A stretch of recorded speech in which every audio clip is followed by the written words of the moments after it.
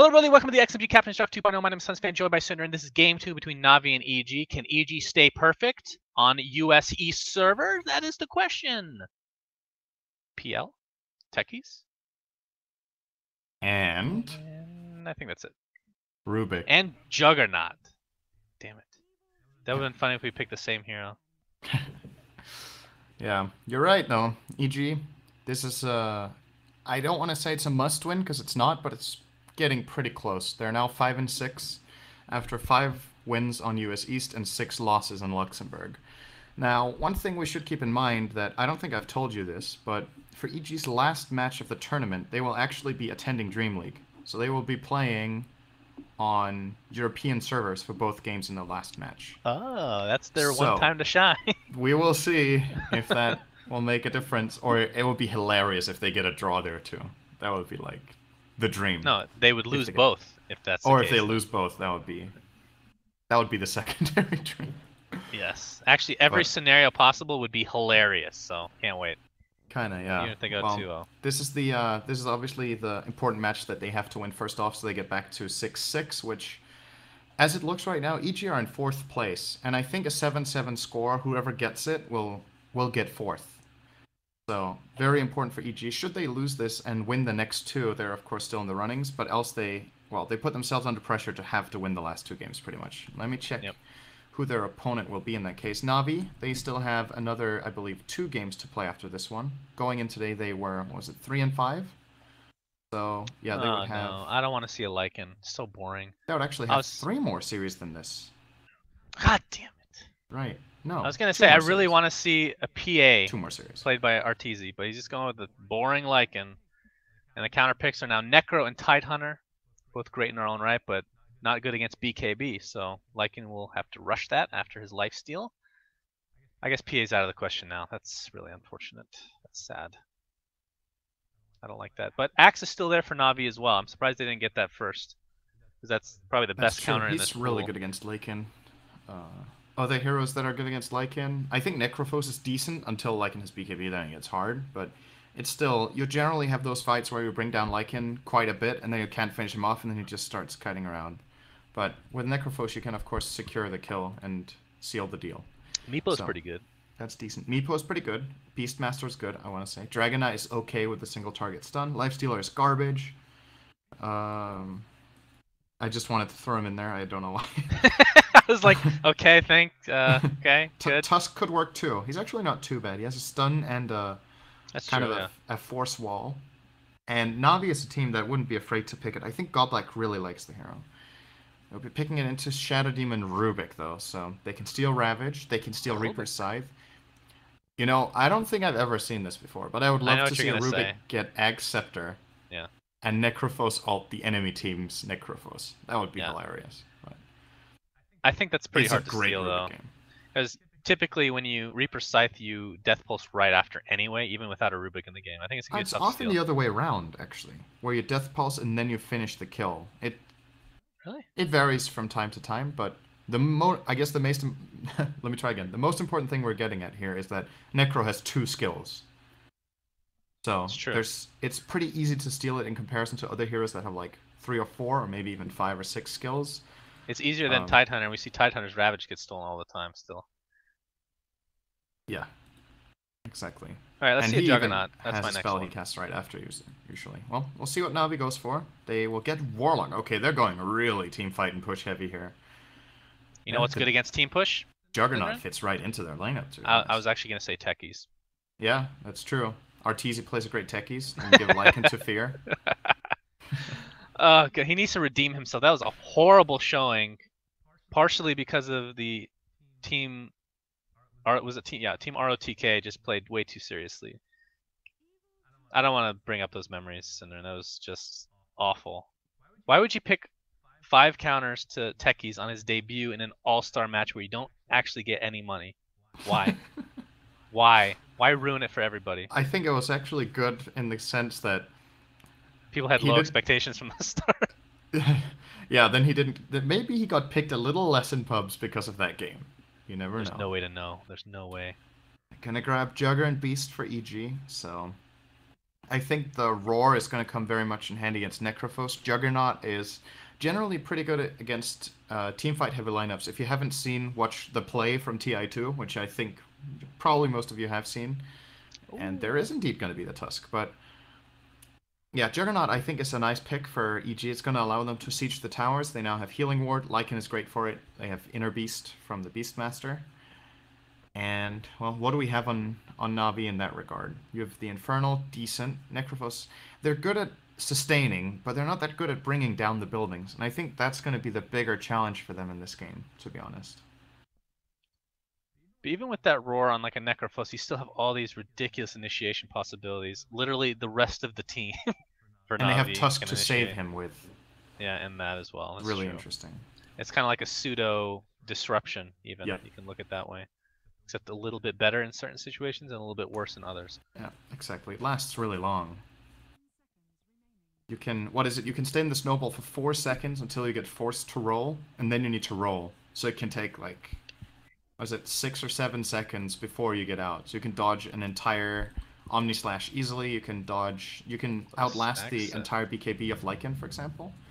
So it's going to be interesting to see if Na'Vi can pull it off. And of course, a great carrier for Axe too. You can roll in Axe, which is actually really nice. Roll in. Absolutely. Roll in the Axe. Okay. Alright, so let's go over the lineup. So for EG, we have PPD playing the Shadow Demon, Zai on the Rubik. Beastmaster in the offlane is going to be played by Universe. Mid lane, Arteezy, his patented Lycan. And last but not least, the Juggernaut.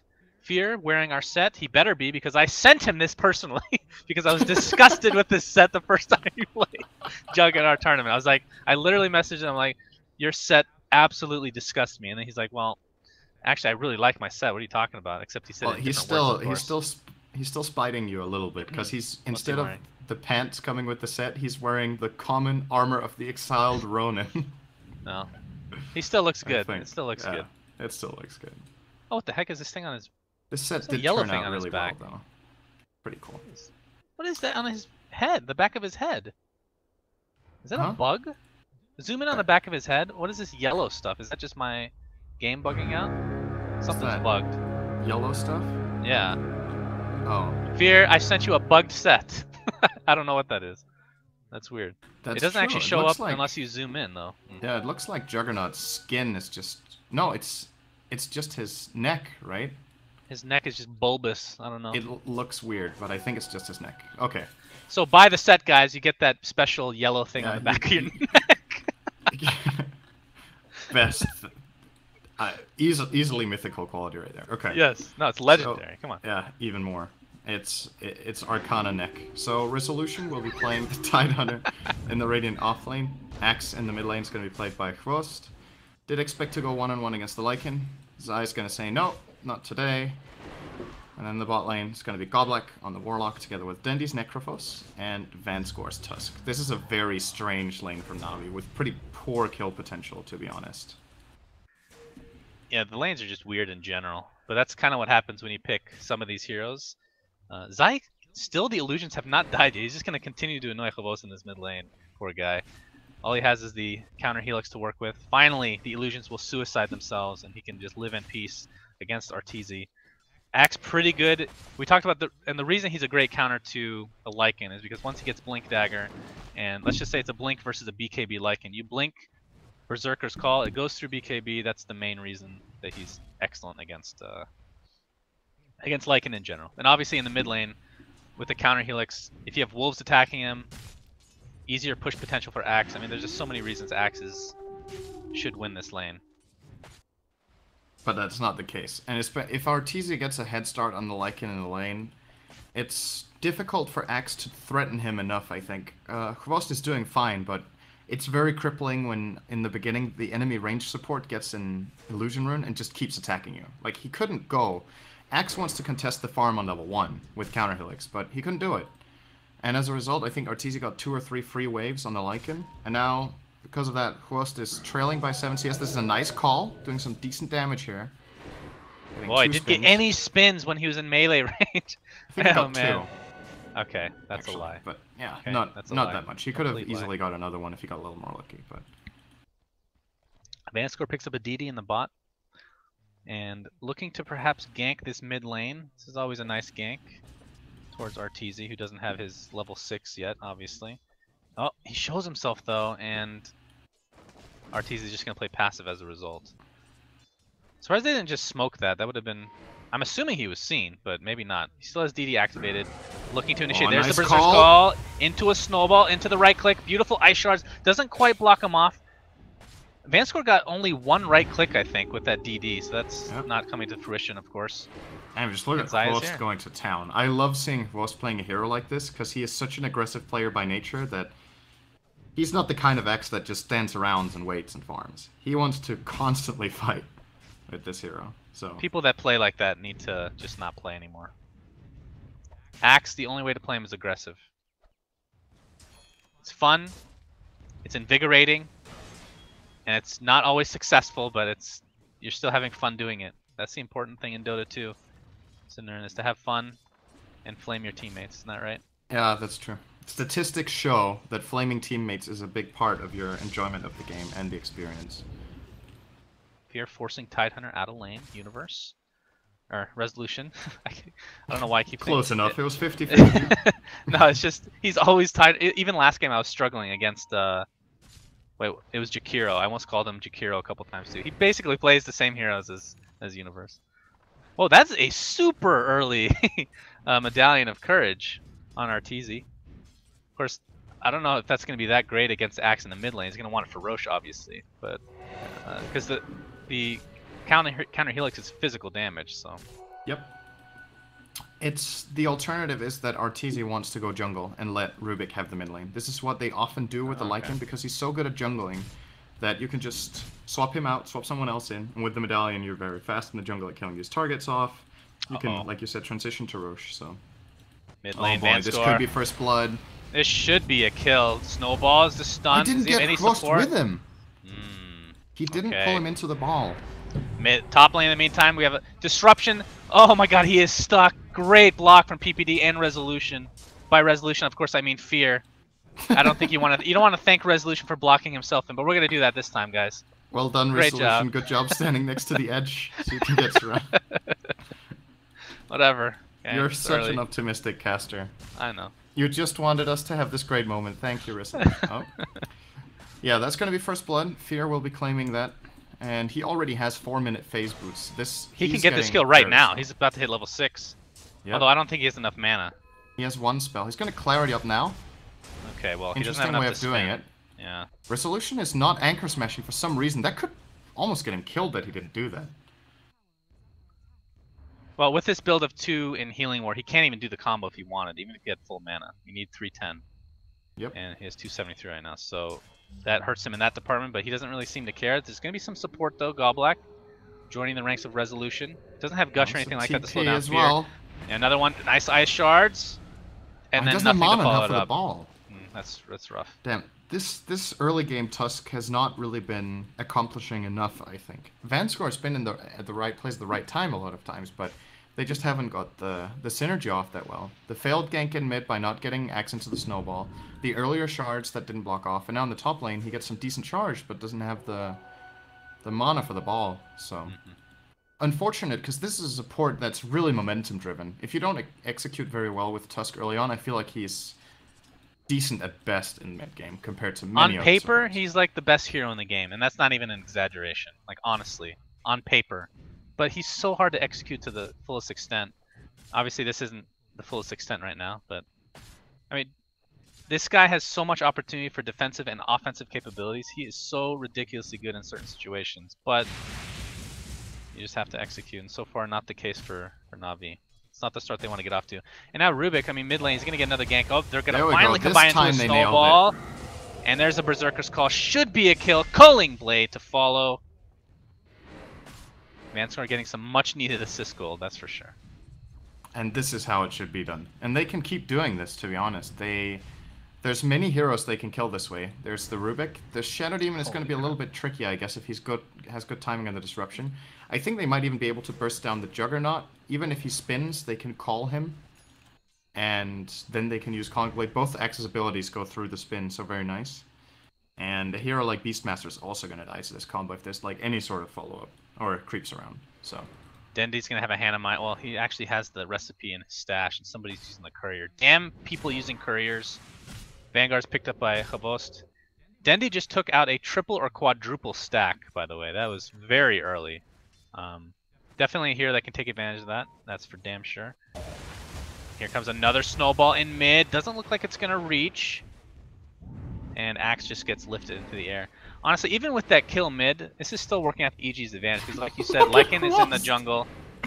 What the hell? He might be in some trouble. No, never mind. Man, this is how you play Axe. What's the deal? Haven't you seen me play Axe? I get killed all the time, but it still feels good. You know, you feel like you're doing your team justice, even with your deaths. But like I was saying, you're that guy who goes like 0-15 in a pub game and then tell your team, you all suck. I'm the MVP. You're not playing aggressive enough. I'm doing everything I can with my 0-15. It's a true story. Why don't you follow up? It's the Dota 2 pub life in a nutshell, really. So we have Tier 1 tower taken out. And they're just going to continue to push. Universe has that roar to work with now and is smoked along with the wolves. Oh, this is a dead Van score. Okay, bye. Nice knowing ya. So nicely played. He finds... See, that's the thing. Like with Tusk, he's only found one kill with that snowball. That was the first gank attempt from Universe. And they were able to get something out of it. And Rubik, look at this. Level 6 in the mid lane. Started as hard support. Lycan just went to the jungle, like you said, level 8. So things working out quite nicely for EG. EG gets so much efficiency out of it. I'm very surprised that Na'Vi didn't ban this hero against EG. I think it's the best hero out of any hero. EG just, at least in comparison to, I feel, other Western teams. There's a couple of Chinese teams that are exceptionally good at playing Lycan too, but in the West, this is a hero you just don't give EG, especially in Captain's Draft, if you don't counterpick it well enough. And they have the Axe, which is decent. I just don't know if that's going to be enough. And it's not just the way the hero works and how strong you get. It's like what we talked about, that in terms of economy, this hero is almost unmatched. Because he gets strong in lane, then he leaves the lane, goes jungle, farms even faster there. And then you just let a guy in mid. Now, Zai's level 7, and closing in on a blink tag. While Lycan is free farming. So even though Dendi is running Midas, like the economy battle easily going EG's way. Why does Zai play better on East? He's from freaking Sweden. Like, yeah, come on. I assume, like, to be honest, just, I feel like it's been that all tournament. Yeah, he's just really better in game 2. It's like he needs to warm up. Well, Dendi has his one. Hannah Midas officially. I think he's probably picked that up a while ago. I know he had it in his stash, but probably his second usage here. Another stack of the neutrals. He is getting super farmed. He's the top net worth right now. And has a soul ring. Don't know if he wants to turn that into an actual bloodstone or not. Obviously it's a really good item for Necrophos, but usually we've been seeing a lot of blink daggers. Basically they've been putting all their eggs in one scythe device, in one Reaper scythe. But there is the disruption, so maybe you shouldn't put all your eggs in one basket this game. Yeah, that's one thing we didn't talk about. That's very true, that they can counterplay it with that. And it's actually not as hard as you would think, because the snap time on Reaper side is 1.5 seconds. That's a decent amount of time to get a disruption off. So, definitely possible for PPD to do that, and well, we're going to see if it works out for Na'Vi. At the very least, Dendi easily the top farmer right now. They've also stacked and done everything they can to get him farmed. He's only 300 gold ahead of the Juggernaut, though, and that's with him getting a Midas. Oh. It's a tall order for Dendi. I think with the draft, I think this was the way of doing it for Na'Vi. I think they've put the best lanes they could. Now Dendi just needs to play a really big game, but I'm worried for him. He can get focused down so hard. Omni Slash, Lycan, Medallion, Beastmaster ult. Well, not to mention, we'll see in the bot lane. Yep, Roar on Vanscore in mid lane. There's apparently something happening in bot as well. We're going to have a Snowball activated. Shadow Demon taking out Necrophos with the help of whoever else that is. Tusk. He's forced to Snowball into the enemy tower and dies shortly after. So it's a 1-for-1, technically speaking, in opposite lanes. What happened in bot as Snowball stolen? Yeah, that was what I was going ooh about. He got Snowball. Just very interesting for Rubik. Of course, instant cast point. Tusk, I believe, also has instant cast point on it, though. So, same for both teams. But, yeah, EG just... They went in, they disrupted Dendi. They soul captured him, which, by the way, is level 4. Purged him. Fear hit him like once or twice with a DD rune, then he spun. Dendy's health just dropped, because he doesn't have any. And this is a Roche attempt from EG. They will pull out as Universe... They don't have... Or, that's Resolution, damn it. Resolution, yeah, I told you. I told you. Yeah, you're right. Well, Resolution's getting closer to his Blink Dagger. That's going to be pretty big, but keep in mind that 2 Blink Daggers are on the horizon for EG as well. Rubik and Beastmaster. Beastmaster is a little bit closer. But there's the counter Blink Dagger on Axe. So it's going to be double Blink Daggers for both teams very shortly in the next minute to minute and a half. So who has better initiation, would you say? I mean, Tide Ravage, pretty damn good. The other ones are more single target based. But when he has Blink, Rubik can steal Ravage so easily now because once he has that Blink. Yeah. Berserker's Call misses in mid lane. And Zai's just going to back up. Who's initiation? Disruption. PPD. No Soul Catcher yet. Gallblack. Can he get off his ult? He does, but he gets Omni Slash to death right afterwards. Now Resolution takes a roar to the face. Where the hell did he go? Okay, he's actually right there. Necrophos is going to be able to get the kill on Juggernaut thanks to that ultimate. It's an extra 30 seconds on the deck for you, Fear. Roshan still in contention at half HP. Resolution at half HP as well. Roar, of course, already used. Most of the initiation's already been popped. Arteezy hasn't even used his ultimate. Here he goes. Turns into that big bad wolf. Gonna try to go in. Resolution finally uses Ravage. It's gonna hit everybody. And the Culling Blade will not be enough to finish him off, but he does die anyway. What a snowball. Very clutch. I don't know if they're gonna get... Oh, where are they rolling? Uh-oh. They have to roll. Universe is there. Gets a punch in the face. Tusk does die, but it ends up being a trade in Navi's favor. Blink. Oh, beautiful Berserker's Call. PPD. You look to be dead as well. Dendy, look at this regeneration. So insane. Oh my goodness. Okay, not quite enough. And more Midas Gaming. That's what I'm looking for in a Tusk player. I think Vanscore made a couple of really crucial plays in that fight. He saved the Tide in the beginning when he got roared. Yes, he could have got Ravage off, but then he would have died instantly after. Instead, he's in the snowball. He rolls. They get the kill on Fear with a great timing ultimate from Dendy. And in the end, they get to use the Ravage very well to kill off Arteezy, so... A couple of great snowballs from Vanscore as... Na'Vi do get... What was that? Was that a 4 for 1, I think? They only lost No, Vanscore, they lost 2. right? They lost 2. Who else did they lose? I didn't... Oh, they lost the Tide Tide as well, I think. Or? He died very late. I think it was Tide. Was that? Oh. Somebody died really late. That's for sure. Oh, no, you're right. The Warlock, I think, got killed first, actually. He got Chaotic Offering off, and then he got killed. So it was Warlock and Tusk. So 4 for 2. Well, in the end, Arteezy just takes the Roshan kill. And the Aegis. Blink Dagger now on Rubik. So they have counter initiation plays available to them. Obviously, it takes a little bit of skill. And the fact that Zai is on US East, that's actually something to keep in mind for this. The Blink steal of Ravage. He has Calling Blade, by the way. That should be fun. I like that quite a bit. And it's pretty sick because it doesn't have any animation. You just boom, insta-gib. Yeah. It's pretty crazy. Let's see Smoke if he can play find here a from kill. EG. Oh, this is the kill they really want to yes. find. Oh my. Okay. Okay. Zai's there for moral support. He couldn't even make it. Oh, mid lane. Gallblack getting chased down by the big bad wolf. Arteezy gets blocked in by the ice charge just a bit. So it'll be enough to scare him away. And out he goes. Is that even a haste run on top of his normal? No. No. Okay. I didn't realize it had that red trail. He has the haste animation behind him when he's in alt form. So it does look like he has a haste too. But... Yeah. Whose initiation would you take here? On paper. What team? Yeah, with the Blink Daggers taken into account here. The Radiant. I mean, if it's 5-on-5, you get a 5-man Ravage, 5-man Call, and 5-man Chaotic Offering. I think you're gonna win. But Chaotic Offering. That's generally not how fights develop. Yeah. So I don't know. I think ease of execution definitely favors EG. They have both Purge and Roar, and the invulnerability of Fear. Oh, here comes the Ravage. It's a really early one. They're gonna try to take out the supports right off the bat. PPD disrupts himself. Is gonna stay alive a little bit longer, but dies again. And a nice blink from Zai. The Tusk Snowball will not connect. Even gets off a Fade Bolt to boot. So they only get 1 for that Ravage. The tower still not dead, only at half HP. Kavos is going to continue the pressure upon Fear. Has the Battle Hunger, but I mean, it's only level 1. He gets a small amount of movement speed out of that.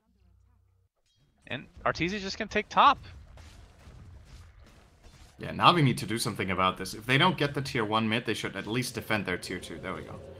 So, what was that? It was an exchange where Na'Vi used Ravage and get 1 kill on the position 5 for EG. So, okay, PPD just bought flying courier. Okay, sold it again.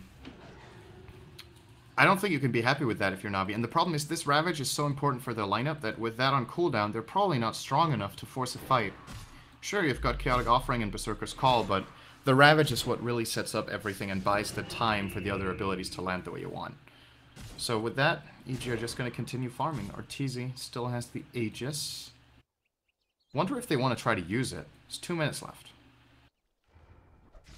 Well, the problem is if you get too deep into the pushing by yourself. Well, I guess if it's a team fight, it's different. But I mean, Ravage is down, but they have so many other ways to initiate on you that it's definitely risky.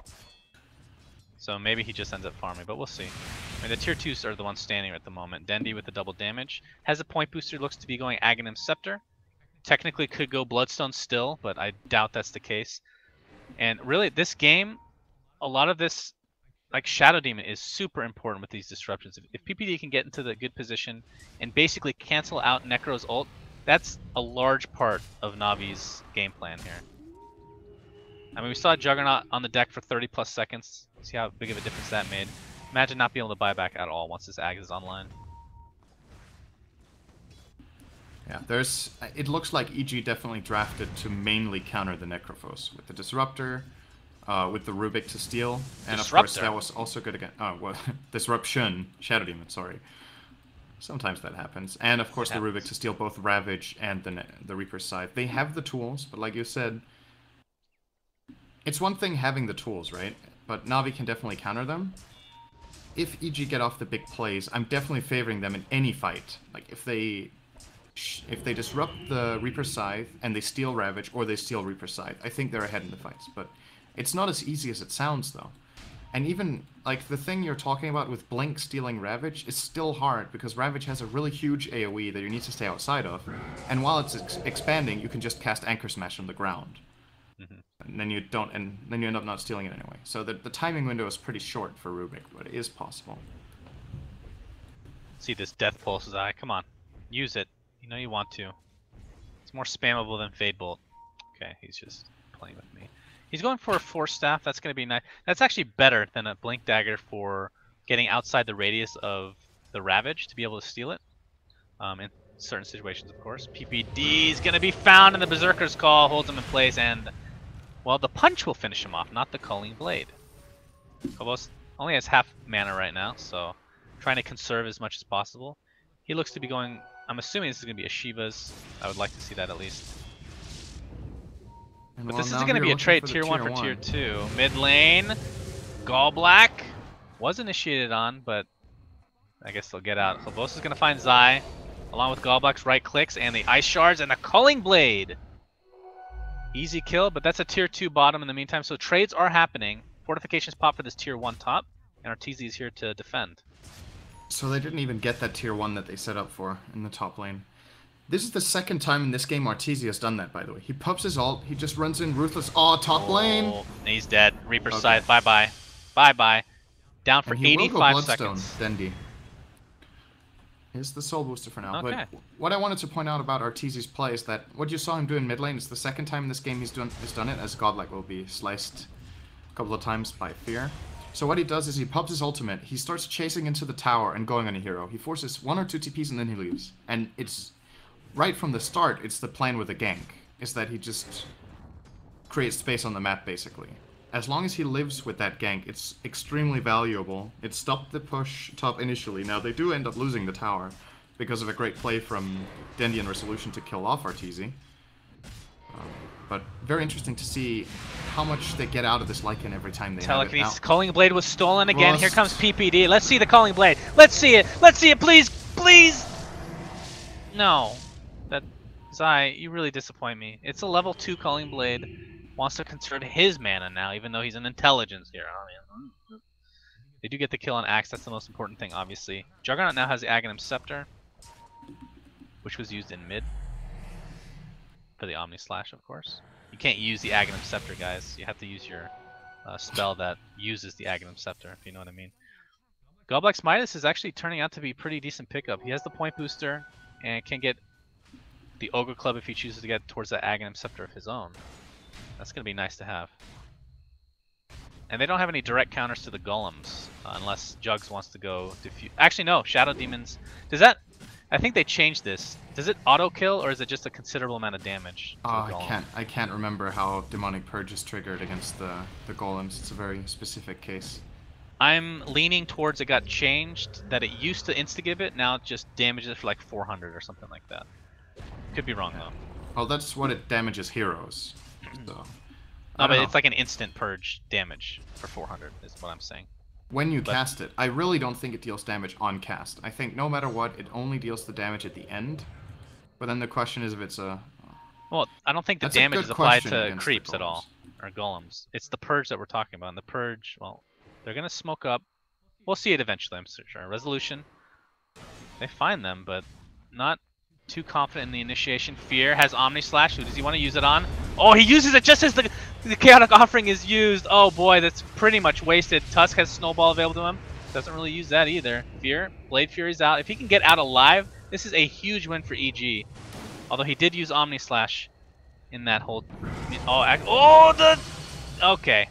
He's gonna die, but doesn't die to the Reaper Scythe. The amazing healing ward, by the way. I think that was actually the difference. Along with the I love how that floats. What floats? Top lane? The healing ward. Oh, yeah. Is he actually stuck here? Well, then he's stuck on purpose because it's his own units that are blocking him.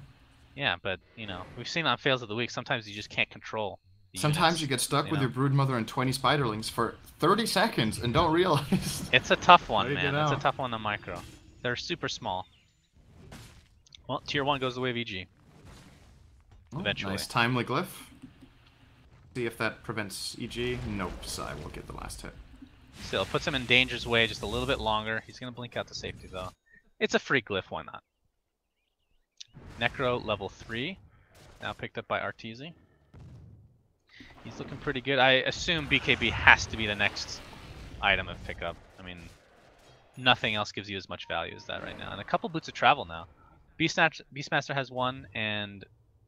who had the other one? Oh, it was Necrophos on the other team. That's right. And I want to say, this game is... I'm really positively impressed with how Na'Vi have played this game so far with their heroes. I was skeptical in the start with Tusk not really executing that well. But in this mid-game, they find the pickoffs, they make great use of what their lineup is good at, which is these kind of teamfight engages. They're not afraid to use the Ravage and the Reaper Scythe even to just get one kill, because they know if it's a high-value kill, it's worth it on Arteezy, for example.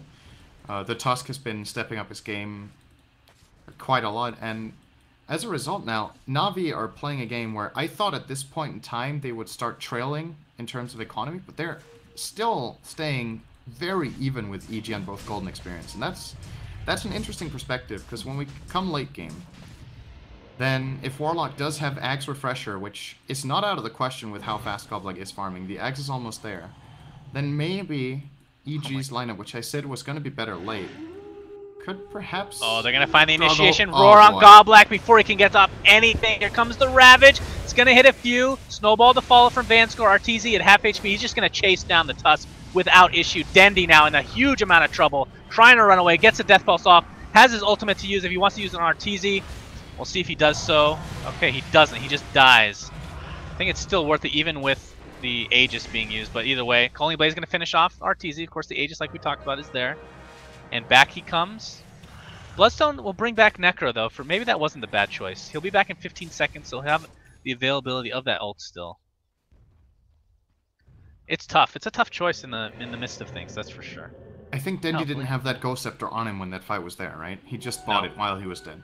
Yeah, I think that would have made a huge difference. I was about to say he needs some armor. He has the health, but this dire lineup hits really hard. But Ghost Scepter is a nice choice if he can time it. The problem is if he's the one getting roared and he doesn't get Scepter off, he's probably going to die before the roar ends. Whereas if he had a Plate Mail, maybe he could tank through it. But it'll be interesting to see if he can make this work. But the Ghost Scepter obviously is amazing, and I really, really like the fact that he has not gone Aghanim Scepter yet, because like we said, it can be countered, his ultimate can, and you don't want to put all your items into that basket of yours, the eggs, all the eggs, man. So it has the Bloodstone, has the Ghost Scepter. I assume he's still gonna go Ethereal. Oh wow, instant counter pickup from Fear. Yeah. I don't know if that that was a counter to that or to the Golem, but it... I think it's more important on the Ghost Scepter. Yeah, it's not that good against Warlock even, because the biggest part of Chaotic Offering is what happens when he drops them. The stun duration and the initial 1 or 2 hits they get off is what really matters. Well, this tier 2 tower's dead.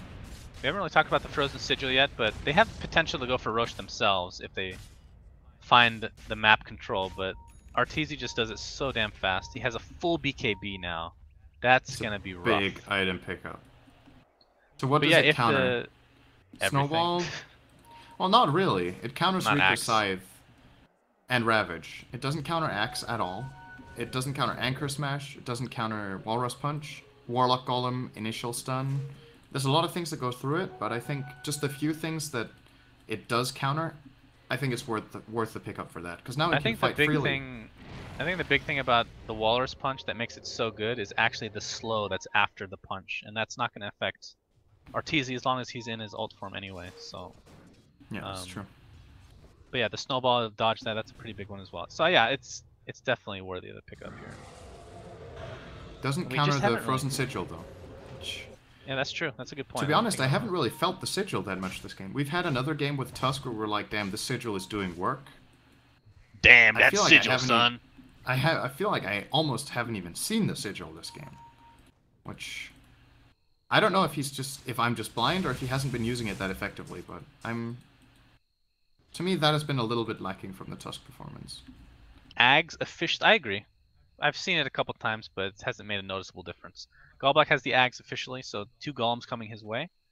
And who had that point booster? He's skilling stats over Upheaval, by the way. I don't feel like that's so common nowadays anymore. This is the old build when people were like, Upheaval is the worst skill in the game. Well, keep in mind, he's getting initiated on, and he can't even get his ult off sometimes. So maybe that's and it's garbage against Lycan, so I don't know. But yeah, this skill is obviously really freaking good in its own right. Level 9 Tusk. Okay, let's tell me if I'm gonna miss a kill. I'm looking for that point booster's on Dendi, so now he goes Aghanim Scepter. Yes, I think this is the right time. So not Ethereal Blade. What do you think about Ethereal Blade this game? Because then Diffusal Blade has to be used. Well, yeah, he has to use it on himself if he wants to dodge all that physical damage. So that's a negative. Yeah. But he has the potential to use it aggressively as well if he picks it up eventually. And he has the potential to use it on a teammate, but I think he's going to be the target. So yeah, I agree. It could be a second. Oh, this top lane! Look at these spins. Omni Slash, Culling Blade. Oh, here comes Resolution. Gets his ultimate off. But unfortunately, Chavos does die, and Universe will live, at least for now. Vanscore trying to get out of an Ice Shard. Just going to block his own teammate in Dendi. Don't think it actually would have mattered in that case. So, in the end, it's a 1-for-1, but Omni Slash was used, but Ravage was the big one. Another couple minutes down for him.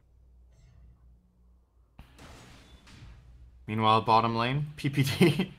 Well, actually, sorry, something to keep in mind with the Omni Slash, you can use items, so he can defusal even the, the Ghost Scepter Necro while he's Omni Slashing, or he could... Yep, that's true. Because remember, it doesn't get cancelled by Ghost Scepter, it just keeps going, it just doesn't do any damage. So he can cancel that, or he can just casually kill one of the golems as well while Omni Slashing. Something to keep in mind. Gallblack, he's fine. PPD almost catching up, but wasn't there on time. And now Arteezy has overtaken Dendi, and he's really starting to control the map very well. Maybe now he will get ganked, though. This could be a very big kill for Navi. Oh, that's not what you want. He's going to pop BKB right after. Probably just TP's out or uses ult to get the hell out of here. Vanscore, he comes in, has no HP or mana to speak of. Oh, there's the play. Oh, there's a disruption to follow up. Oh, he just completely cancels out that ult. Dendi, there you see it. And just like I talked about, the Diffusal Blade used while Omni Slashing finishes off Dendi. And this is looking really good for EG all of a sudden. Universe is going to find Vanscore, I would assume. Okay, no, he's going to be the one found, actually. The golems and everybody surrounding him. The rest of EG just couldn't catch up. Really crisp play from EG. You could tell they wanted Arteezy to get Reaper Scythe. He was really baiting it out. That is a big disruption. That's a big boy right there. I'm not noticing this demonic purge on the golems, so I'm actually really interested what the mechanics are now. I don't think he's using it on them. Is he? Yeah, I did not see him physically use it, but it was on cooldown. So like, what would you, what would your priorities be as the Shadow Demon to purge? Like if somebody's trying to get away, that probably Axe, takes or priority. I think Necrophos is really good to use it on. It should also remove the Ghost Scepter, which is nice. Yes, that is true. He's just gonna TP out. He's good to go. Oh, resolution. Forced to use his Force Staff and the Link Dagger. Yeah, he almost has a refresher, by the way, and that could be a big game changer. It usually is whenever Tide gets that. So 2 Ravages and about 1500 gold for him. When is Roshan back? We will know in 30 seconds. Because this time it's going to have cheese, and I don't see Na'Vi getting it in any way, unless if they take a team fight. But the thing about EG's lineup is they never go there with their team. It's Arteezy's solo every time. Okay, never mind. I said 1500. He actually had the recipe in the courier. So. Well, if they get a pick off, they have the It's potential to just take it out real quick. So that's maybe their game plan. Fear now has Manta Style. He's probably had that for a while, but just never noticed it. It's looking decent. These aren't the. Really want a little more of a damage item after this, I think. That's what I would like. Universe has Boots of Travel, which we did mention. Something we did not mention is he could obviously just teleport to the Necro books or obviously his own Hawk at any time, so has the global potential to help out with the gank. There's the Aghanim Scepter on Necro. Yeah, and BKB on X, very nice choice. It's very nice. Or, well... Fear, oh boy. Okay, he pops his ult. It's enough to take out Vanscore. He's going to try to take out the Frozen Sigil and does get 120 gold on top of that. Here's the counter initiation from Axe Dendi. Oh, the Ravage is completely wasted, and EG Fear is just going to Blade Fury out. Oh, these are some wasted spells for Na'Vi. Zai blinks out. Everybody lives. That is Arteezy isn't even there. mistake. He's split pushing. That's... They're going to have a second Ravage, of course. But yeah, Arteezy just pushes bot or top lane. Meantime, Telekinesis, BKB is forced out, and he's just going to TP. You never want to see this defensive usage of BKB by Axe. Even Tidehunter's forced out. Yeah, so what I was trying to get at with the BKB on Axe is I love seeing Axe get it, because I think there's a lot of games where Axes don't get this item, even though it's great. You can still get the call off. I mean, if you get a Blade Mail, the synergy might not necessarily be the best, or you feel like it's kind of counterintuitive that you're building to get focused and then you've got magic immunity or whatever. You just want to tank up and get hit as much as possible. But the thing is, in many cases, you can't play your hero in the fights without the magic immunity. But in this game, I don't know. I love seeing the item. I just don't think it's good here. Like, what does it really do? He can't really block anything. Disruption and Telekinesis. And Blade Fury, which Fear doesn't even want to use almost at this point. That's true. Roshan, by the way, was taken out so fast. Na'Vi, even though they knew it was happening, they couldn't even make it there on time. Like, not even close. Why do you think he's getting the BKB? I know I'm harping on this a little bit, but well, I really Telekinesis, it blocks that. Yeah, it's an odd pickup to say the least. Fear's gonna Manta out.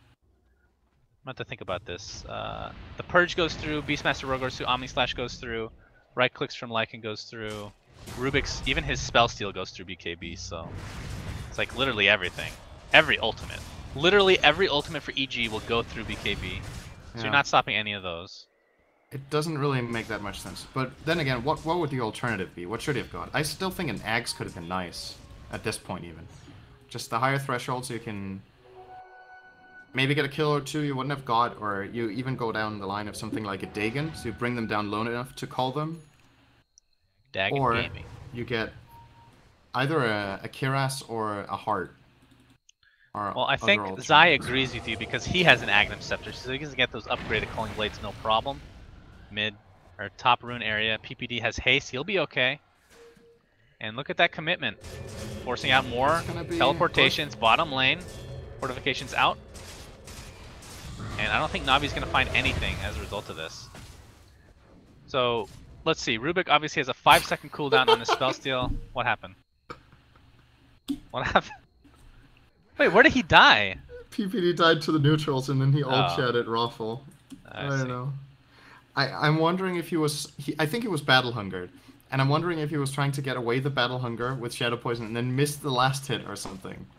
Because I think the Rubik there was farming too of Zai, trying to help him out. Maybe they mistimed it, or maybe he got rid of the battle hunger and then died to a setter or whatever. Hopefully it's comical enough for a video so I can take a look at it later, but we'll see.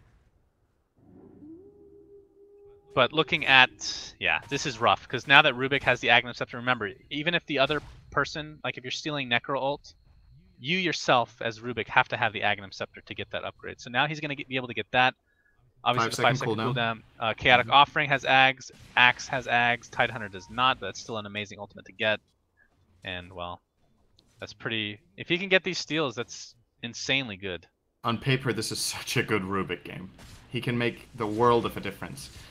It's not even out of the question that he steals Ravage and then steals Scythe, or the other way around, because of the 5-second cooldown. It makes a big difference in these fights. It's often going to be the case that there's a little bit delay between those ults.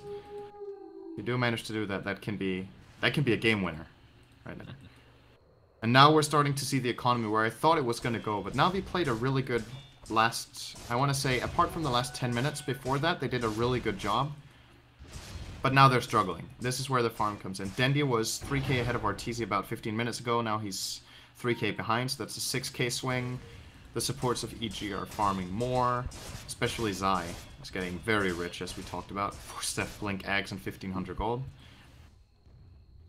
And Na'Vi can't go out of the map. They're controlled by the Hawk, by just the threat of EG constantly having Aegis and Cheese. It's very difficult. I think they're going to wait out the Aegis and then try for a smoke. And the question is EG going to wait out the Aegis? It's another minute or so to go. So it might be risking it a bit if they even go in now. Fear's looking for something. I think they're going to just probably back up here. There's not enough support for the rest of EG to actually take a fight of this magnitude. And Arteezy just continues to push top lane. He has the cheese, by the way. I don't know if we mentioned that. Something to keep in mind. I mean, it's not like a hero that you're going to be able to burst down in all likelihood before he gets off something like the BKB or the cheese. Resolution, 4-staff blink, everything. Zai just lifts him up. Just says hello to the big juicy watermelon. And Universe, is that... Oh, I thought that was going to be... Okay, that's a Lincoln Sphere on Beastmaster. So that means no Necro ult, without popping it, of course, no Culling Blade. And I guess those are the two big ones. Oh, Arteezy. Oh, Dendy. Yeah, the creeps have reached base in the bot lane, so now he's just trying to backdoor the top tier 3. Oh, I see. Well, he's going to do quite a bit of damage, that's for sure. This is really annoying for Na'Vi. They're going to lose a tier 3 on this almost. And they committed 3 or 4 heroes to try to catch Arteezy, which didn't work either. And guess what? Bottom lane. Now Fear and PPD are pushing in here. This is What's the problem. What's the policy on denying tier 3s? If you're going to lose it anyway for sure, and it doesn't provide anything defensively, you just do it. But sometimes it can make the difference, especially if you have the glyph, then it can do some damage. But I would say, for example, if it didn't fall there, I would have probably denied it if I'm Na'Vi. Yeah, well, it didn't fall there. It's kind of a special one. What's that? It's still there. No, the bottom tier 3 just got destroyed by... Yeah, I'm saying the top one can be denied still. Yeah. Okay, anyway, I interrupted you hold on to that lane. now, because it could delay Lycan that 1 second that saves your racks. Okay. So... Fair enough. Khabos going balls deep, pops the BKB and Shiva's, but that's not going to stop the right click coming away of Arteezy. Dendy, though. Oh, the Lincolns would just pop. Who had that Lincoln? Was that Beastmaster? Wow, oh, here we got so initiation nice. resolution on 2. Make it a double initiation. Wait, he gets stunned from Rubik, who stole the Reaper Scythe. Didn't get anything out of it, though. It ends up being a 1-for-1. And Arteezy pushing top. Juggernaut pushing bottom. Just uses Diffusal Blade on the... Yeah, on the Golem. Which was apparently... He has Refresher. He could ult again. I'm not sure Na'Vi are paying attention to this. If he turns on them, he could just kill them now. Yeah, he could. There are some illusions there, though. At least one of them, maybe 2. He plays it safe and gets out, while Arteezy's going to work top. They're just split pushing. That's it. That Lincoln's usage by Universe, perfect. He used it right before Dendy ultied Arteezy, and it got blocked off then. So Universe didn't get the Lincolns for himself, actually. He got it for Arteezy, who's going to get Ravaged. The second Ravage... Oh, actually, the Rax is going to live, at least for now. Well, that was just delaying it, because there's no way they would have defended this. It might have been needed, to be honest. That Rax was in so much trouble. Now it's going to regen very slowly. But one more push like that, that's going to be double Rax, honestly. Yeah. And even EG without any deaths. EG are doing what they need to do. They're avoiding 5-on-5s. So They just keep split pushing like this. Na'Vi, not that good at the skirmish game, they're really good at the teamfight game, so EG just don't give it to them. It's very clear that it's an obvious choice from them to avoid this, as Dendi now also gets a refresher. The problem is, with all these items, Na'Vi are still only good at the same thing. They don't itemize to deal with the threat that's happening right now, but at the same time, I don't even know if they can. Like, their lineup just isn't good at this. But the one thing that comes to mind for me that could make a difference would be something like a Scythe now for Dendi. So they have some sort of initiation power on him and control, so that maybe can take them out. Oh, Fear. He's got to be so tempted. He has 2 ultimates ready with Diffusal. Man, it's hard not to go when you have these items. He's being very disciplined. Uses a nice chunk of his mana to get that done, of course. I mean, how much mana is that? Basically, 375 times 2 plus 350. That's most of his mana. Well, he can spin after that, I think, and maybe ward. But that's his max mana, from Dendi. Almost getting caught by PBD. Zai, though, stuck in the trees. Here comes Havos to finish him off. No support coming the way of EG. Just a poor blink. Oh, they want to let They Dendi really kill wanted him. that, Very okay. nice. Yeah. Oh, he's out for 100 seconds. This could be an opening. It's not the most important hero on EG, but we've said he has a lot of big play potential, so now we don't have to worry about that. No big praise. And with all this delaying going on, Resolution's going to have his 2 ults up. Look at bottom. Oh my god, that's just filthy. Yeah, it's just a range though. Come on. My god, look at these illusions. Yeah. Good god, poor Resolution. It's 2 Manta illusions from Fear, and then 2 Disruption illusions from PPD, and they just sent them on the buildings. There we go again. Well, his Manta's not up for another 5 seconds, but he's going to take a Battle Hunger for his efforts. And Surprised Fear doesn't upgrade his Diffusal now. I think this is a good time to do it. He has the gold and still has buyback, and it is quite a bit of damage. 15 agility and 4 intelligence is not a small deal. Oh, PPD, you're really doing it. Yeah, he was trying to get really aggressive. He is going to delay it, and the name of the game is to delay it. Well, meanwhile, top. Here comes Fear. Here comes Fear. Where is he? Well, that's 1. Alright, Yamini/1 uses his refresher, trying to get Axe, purges him so he can't move, and down he goes as well. Top lane. Yeah, this is double racks. Easy peasy for Arteezy. He's going to be able to get this. The Lincoln's applied to him. Ravage is there. Double Ravage to follow. Is this enough to actually take out Arteezy? The damage is already done, though. He goes down to the Reaper's Scythe. Fear. Don't think he's going to be here in time to get the second racks, actually. So they have the range in bottom. Full racks top. 2 minutes. This is kind of crazy. Dendi got 2 Reaper Scythe kills. 1 on Arteezy and 1 on Beastmaster of Universe. So they might be able to get a lane of racks. This is insane. That Reaper Scythe upgrade is just incredible. And Na'Vi are making a big mistake if they don't push all down mid now. They have to try it, but of course they will need to defend against Fear as well, which they can do with Dendi. He can BOT to mid later on. That seems to be the play call. But can Dendi even stop him? We talked about the counters to the Reaper side. Yeah, I mean, what can he do here? So they're going to get 2 racks, and I think the all-in mid is probably the right play here. Oh boy, but Dendi can't join it now. Fear's going to track him down. He can just purge him. Diffusal. He can kill Dendi now. Yeah, I think he could. But he's not going to. Meanwhile, mid lane's going to get pushed, and this is going to be an all-in play for Na'Vi. Ice Shard stolen by Rubik. Ice Snowball, nice disruption, going to save his comrade in arms. 4-step Zai trying to get the hell out. Telekinesis, but the 4-step on top of that brings Berserker's Call into his midst. Meanwhile, Necrophos actually did get killed. I don't know where the hell that was, but Vanscore getting healed up. They're still in the base, Juggernaut. Fear. Just putting the fear in the hearts of Na'Vi. He can port back Vanscore and company. Yeah, he has boots of travel, very newly picked up. Chaotic Offering used on PPD. They should just go for the objectives here. Maybe Zai is gonna be an easy kill though. Calling Blade, not enough. He gets Telekinesis right at the last second. And where's the Juggernaut? He used both ultimates, I believe, yep. So the sieging continues for Na'Vi. Berserker's Call on literally nothing but the illusion because they're that strong apparently. So Na'Vi gets the mid racks. Do they have enough time to do anything else though? 50 seconds on Rubik, 14 on Lycan. Dendi does have 1 ultimate to use, so if they can find a kill somehow, that'd be pretty big. Is going to win the game, and if it doesn't, they're going to lose. It's only this ability now that can win the game for Na'Vi. They're a lane of Rex down against this lineup. Fear is killing everyone when he uses his ult twice almost. He can get 2 kills at least, maybe even 3 if there's no creeps around. I like this play a lot. This is an all-in play. They don't even care about defending at this point. See if they can do anything with it though. Full team smoke. EG is being super defensive. This is extremely smart as well. Yeah, they see Na'Vi aren't defending their base. I mean, at some point you've got to port back. The tier 4s are falling. Yeah. Now Dendi ports, now they move out. So I'm not falling for that, but you're right. It was a clever play from Na'Vi. It didn't work. And now they probably lose Roche because of it. And that's the biggest possible pickup for EG right now.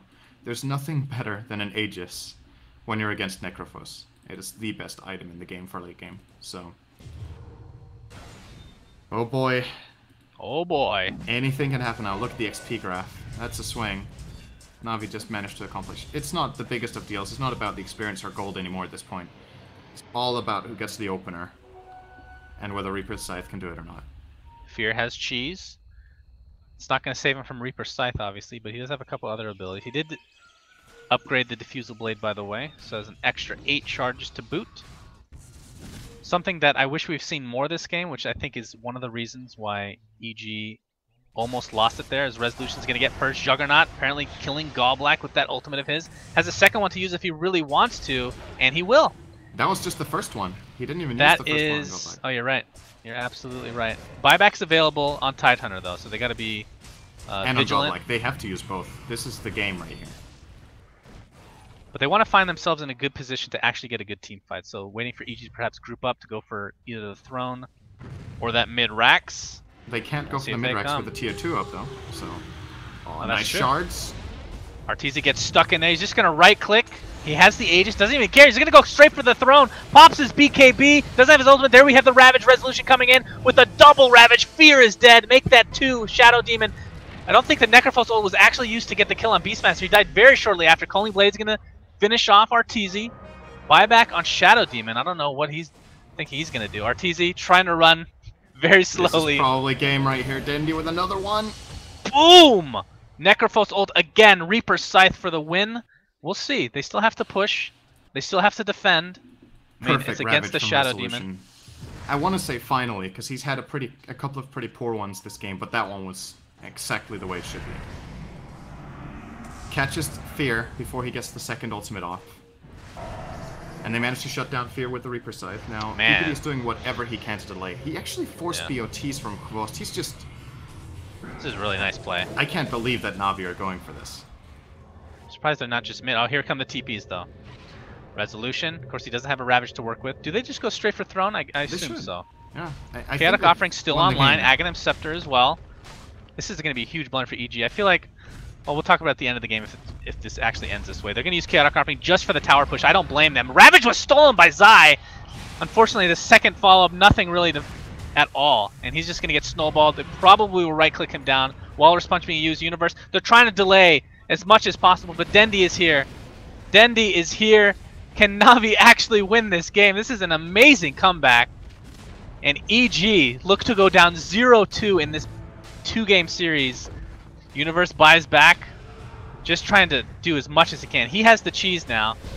Uses Roar and Resolution, can't even get it off. GG's come out. Na'Vi somehow win this game. Reaper Scythe for the win, like you said. Alright, so I want to say something. It's not the only reason this happened, but the entire game we only saw one save from Disruption on a Necrophos ult. And most of that reason was because Juggernaut and Shadow Demon were bot lane together. They were never actually in vicinity of a Reaper Scythe until the very end of the game. And we just see the impact that Reaper Scythe has once you have Ags and Refresher.